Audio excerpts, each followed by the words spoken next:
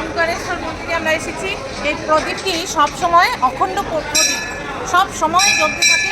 এই প্রদীপে ঘি শেষ হয়ে গেলে ঘি দিতে থাকে, আর এইভাবে অখণ্ড প্রদীপ জ্বলতে থাকে, যত হাওয়া আসুক নিভে না এই মন্দিরের অখণ্ড প্রদীপ।